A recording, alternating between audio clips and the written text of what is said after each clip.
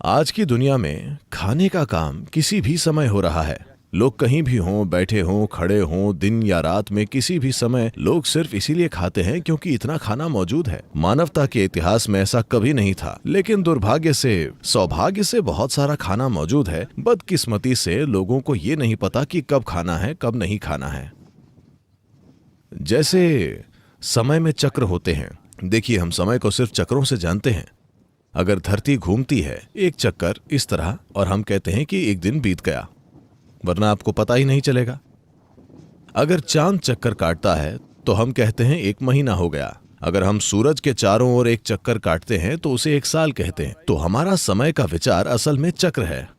हमारा जन्म और मृत्यु का सवाल ही चक्रीय है, क्योंकि हमारी मां का शरीर चांद के चक्रों के साथ तालमेल में था।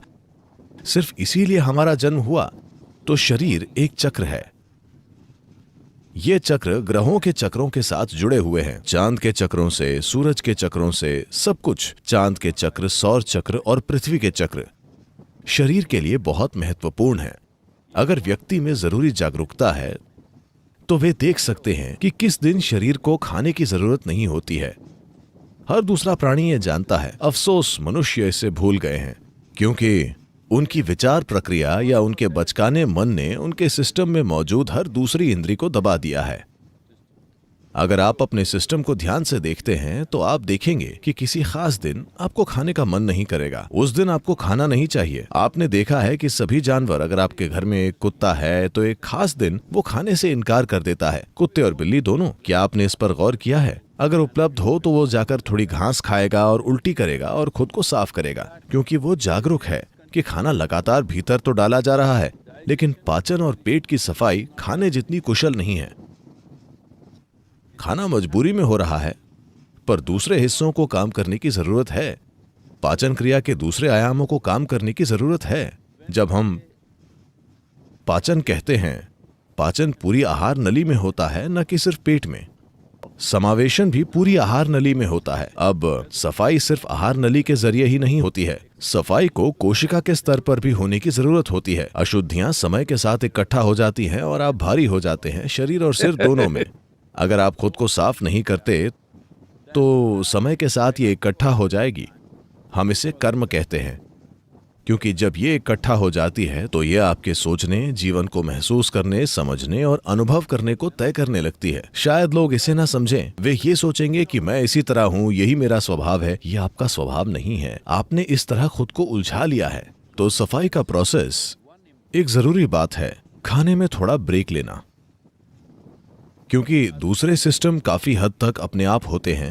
आप उन्हें उत्तेजित कर सकते हैं, पर वो अपने आप ही काम करते हैं। खाना खाना आपकी इच्छा से होने वाला प्रोसेस है। हालांकि बदकिस्मती से ज्यादातर लोगों के लिए ये एक मजबूरी बन गया है। इसे आपकी इच्छा से होना चाहिए। मतलब, मैं तब खाता हूँ जब मैं खाना चाहता हूँ। मैं तब खाऊंगा जब मुझे खाना होगा। मेरा हाथ तय नहीं करता कि कब खाना है। अगर वहाँ कुछ है तो चाहे कुछ भी हो। इसलिए खाना एक जागरूक प्रक्रिया होना चाहिए। इस जागरूकता को लाने के कई तरीके हैं। एक है उपवास करना। आपको जरूरी साधना से इसका सहयोग करना चाहिए। अगर आपके पास जरूरी साधना है तो खाने की जरूरत कम हो जाएगी। देखिए, हमारी ऊर्जा सिर्फ खाने से नहीं आ रही। सूरज की रोशनी, हवा, पानी। असल में अगर आप यौगिक विज्ञान में हम कहते हैं कि अगर आप सचमुच में सिस्टम को ठीक रखते हैं तो आपकी 60 से 70% ऊर्जा इन 3 कारकों से आनी चाहिए। सूरज की रोशनी, हवा, पानी। बाकी 40% खाने से आनी चाहिए। तब स्वाभाविक रूप से खाना खाने की मात्रा कम हो जाएगी। तो उपवास को एक प्रक्रिया के रूप में जरूरी समझ के साथ करना चाहिए।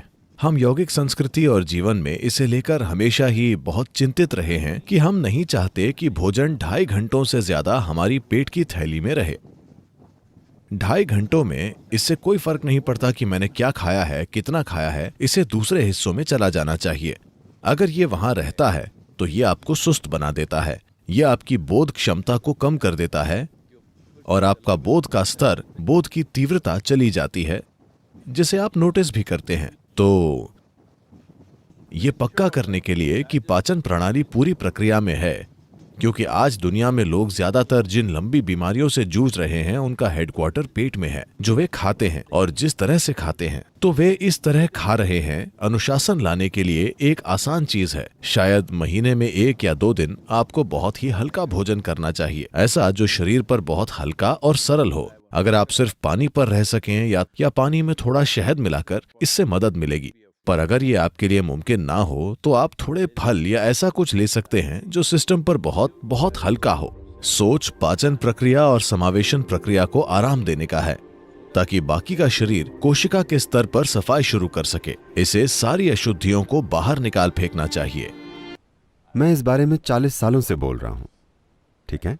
और मैंने हजारों लोग देखे हैं जो स्वस्थ और खुशहाल हो जाते हैं सिर्फ इसलिए कि वे हर समय ईंधन नहीं भरते रहते जबकि टंकी बह रही हो। आपका शरीर और आपका दिमाग सबसे अच्छे से तभी काम करता है जब आपका पेट खाली हो, क्योंकि शरीर में कोई भी जरूरी सुधार और शुद्धि तब होती है जब आपका पेट खाली हो। यह बहुत जरूरी है। बहुत से लोगों ने अपने सिस्टम को परेशानी बना लिया है क्योंकि उनका अपना शरीर उनके जीवन में एक बहुत बड़ी रुकावट है। वो जो भी करना चाहते हैं उनका शरीर उन्हें करने नहीं देता। तो इसके कई पहलू हैं।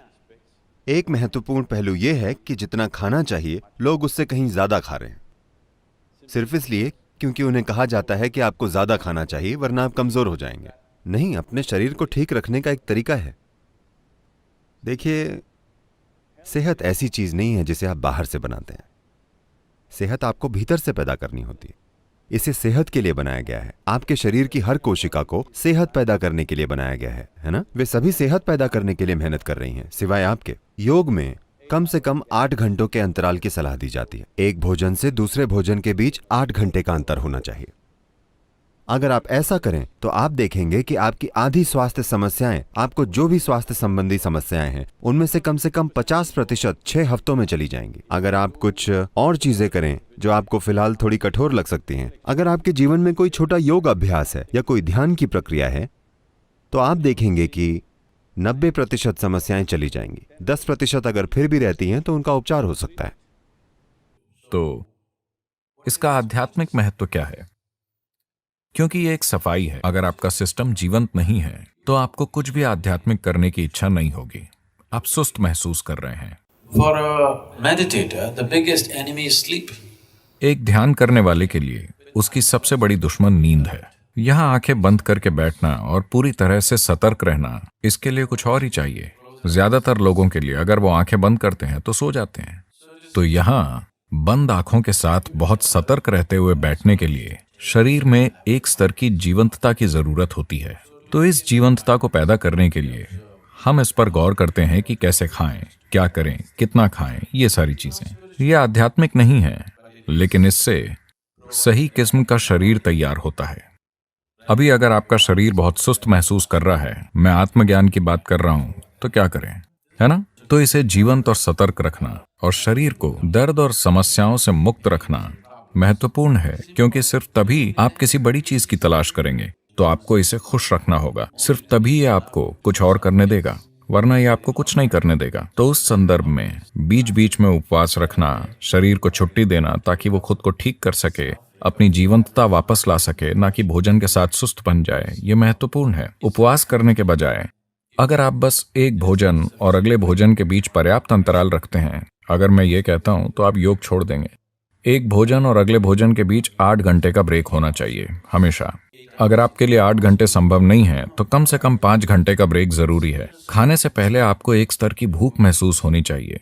भूख लगने से पहले अगर आप सिस्टम में भोजन डालते हैं तो सिस्टम सुस्त बन जाएगा, ये जीवंतता को नहीं जानेगा। जब मैं कहता हूं जीवंतता, तो मैं बस आपके अभी जागे हुए होने की बात नहीं कर रहा हूं। हम में से हर कोई अभी जीवंतता के एक ही स्तर पर नहीं है। हम एक ही तरह का खाना खा रहे हैं, एक ही हवा में सांस ले रहे हैं, एक ही जगह पर हैं, लेकिन हमारे अनुभव का स्तर एक जैसा नहीं है। इस पल मैं अपने भीतर जैसा हूं, उसे मैं दुनिया की किसी भी चीज के साथ नहीं बदलूंगा। अगर आप मुझे पूरी दुनिया दे दें तो भी मैं सौदा नहीं करूंगा, क्योंकि ये उससे बहुत बड़ा है और ये हर किसी के लिए संभव है। ये सिर्फ इसलिए नहीं हुआ है क्योंकि जरूरी ध्यान और सिस्टम के साथ जो किया जाना चाहिए वो नहीं किया गया। तो इंसानी जीवंतता अलग अलग स्तरों पर कई अलग अलग आयामों में हो सकती है। यह आपको अनुभव और जीने के बिल्कुल अलग आयामों तक ले जा सकती है। तो शरीर को अच्छी तरह से रखना एक बुनियादी जरूरत है। आपको एक महान एथलीट या ऐसा कुछ होने की जरूरत नहीं है, लेकिन इसे बस सहज रखना, ताकि अगर आप यहां बैठते हैं तो आपको हर समय हिलना डुलना ना पड़े। अगर आप यहां बैठें तो अगले कुछ घंटों तक आप बस यूं ही बैठ सकें, एक फटते हुए ब्लैडर या भूख से तड़पते पेट या यहां वहां होते दर्द से परेशान हुए बिना। अगर आप यहां बैठें तो आप आराम से हों, बस इतनी सहजता शरीर में आनी चाहिए।